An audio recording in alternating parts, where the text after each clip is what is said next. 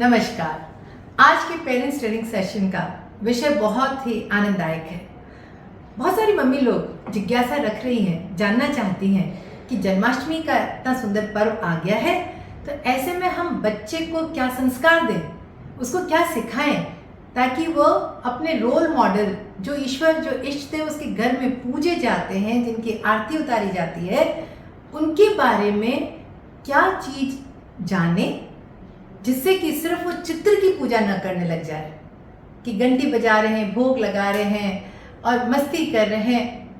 ये तो हमारे रोल मॉडल हैं, तो उनके सिर्फ चित्र की ही पूजा न करते रह जाएं, वरन उनके जो चरित्र की विशेषताएं हैं उनको समझकर उस चरित्र को अपने भीतर ढालें।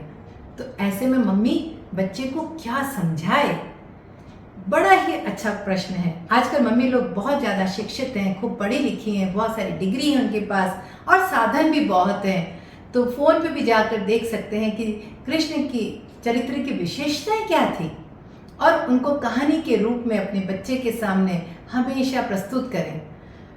बच्चा जाने कि कृष्ण, जिनके बारे में कहा जाता है कि माखन चोर, तो उसको सुनकर चोरी करने के लिए प्रेरित ना हो जाए कि अरे हमारे भगवान जिनको पूजते थे वो चोरी करते थे तो हम भी चोरी कर सकते हैं, हम क्यों नहीं मक्खन चुरा सकते।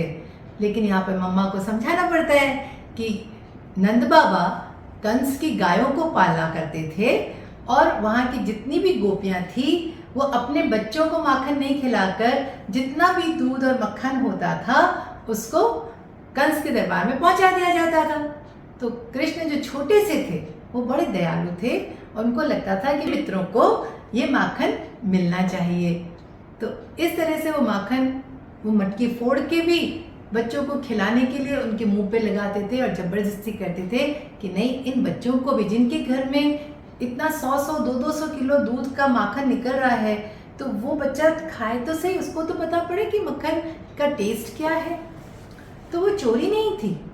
ऐसे ही हमें बताना होगा कि 8 वर्ष की आयु से पहले जो रास नाम का डांस होता था वो किया जाता था। उस वक्त कृष्ण इतने छोटे थे। अभी क्या होता है कि बड़े बड़े बच्चों को रास करते हुए दिखाते हैं, तो बच्चे को कृष्ण की सही आयु का अनुमान नहीं लग पाता। 8 वर्ष की आयु के बाद कृष्ण गोकुल कभी गए ही नहीं। संदीपनी ऋषि के आश्रम में 11 से 15 वर्ष की आयु में कृष्ण को जाने को मिला, तब उनकी स्कूलिंग हुई और वो बच्चा कितना विद्या में पारंगत था कि 126 दिन के अंदर उन्होंने सारी विद्या प्राप्त कर ली गुरुकुल से। इतने मेधावी थे, तभी तो आज 5000 साल बाद भी हम उनको पूजते हैं। वो चरित्र में विलक्षण थे।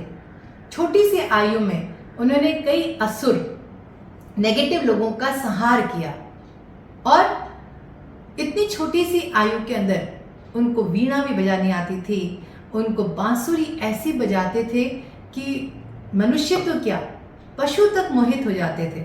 आज भी हम कोई बहुत अच्छे बांसुरी वादक की बांसुरी सुनते हैं ना, तो कितने मोहित हो जाते हैं। तो कृष्ण की बांसुरी का तो कोई जवाब ही नहीं था।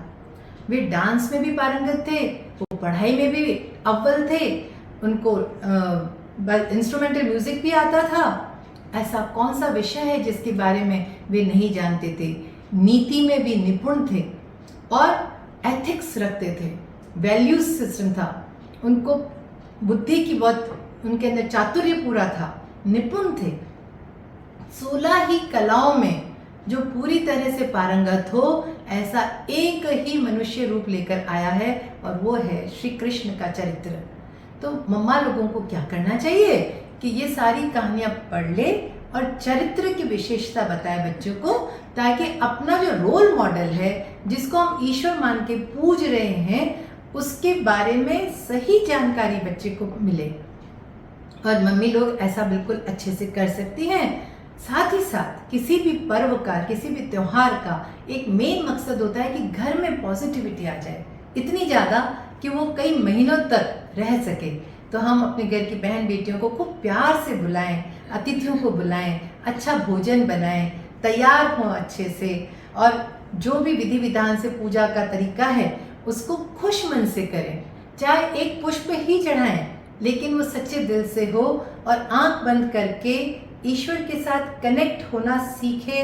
मम्मा बच्चे को ढंग से सिखाए कि कैसे सब तरफ से ध्यान हटाकर वह चरित्र जो कि 16 कलाओं में निपुण है, जो कि आज भी 5000 साल बाद पूजा इसलिए जा रहा है क्योंकि वैसा चरित्र वापस हुआ नहीं, वो इतना महान व्यक्तित्व, तो उसकी महानता को समझाएं और अच्छे से ढंग से उस ईश्वर को याद करें। घर में भूल कर भी जो हमारे रोल मॉडल्स होते हैं उनका मखौल नहीं उड़ाएं, उनका वह झांकी न बनाएं जिससे कि बच्चे को लगे कि ऐसा क्या कार्य किया कि जिसके लिए हम इनको रोल मॉडल मानते हैं। तो सही ज्ञान दें, क्योंकि 5000 साल से तो हर डांस का, क्लासिकल डांस का एक ही रोल था, एक ही गोल था कि वो ईश्वर की सारी बातों को जनश्रुति के द्वारा एक व्यक्ति से दूसरे तक पहुंचाने का काम उन लोगों ने कर दिखाया। देखिए ना, हम कैसे जानते हैं कृष्ण को कि भरतनाट्यम के अंदर देख लीजिए, चाहे कथकली में देख लीजिए, चाहे कथक में देख लीजिए, जितने भी क्लासिकल डांस हैं उनका मेन बेस है ईश्वर और उनकी चरित्र का बखान। लेकिन अब क्योंकि उस तरह के डांसेस के अंदर हम नहीं जा रहे हैं और हमारे पास में अब नया तरह का ज्ञान आया हुआ है, तो उसमें हम अपने को शिक्षित करें, अपने बच्चे के रोल मॉडल को ऐसा बनाएं कि बच्चा उसकी तरह बनना चाहे। तो चरित्र के बारे में जानकारी दें, बताएं कि 8 वर्ष की आयु तक ही गोकुल में रहे कृष्ण, फिर उन्होंने सारी विद्या प्राप्त करी। लगभग 100 या 125 वर्ष की आयु में उन्होंने शरीर को छोड़ा।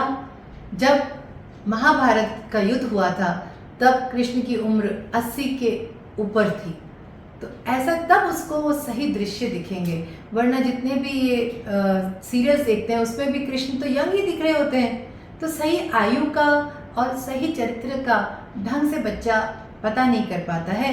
तो ये हमारा दायित्व है, हमारी रिस्पॉन्सिबिलिटी है कि जो 5000 साल तक हमारे पूर्वज इतनी सफलता से करते आए, वो अब हमारी जिम्मेदारी है कि उस चरित्र को हम सही तरीके से अपने बच्चे को ढंग से समझाकर फिर पूजा अर्चना करें।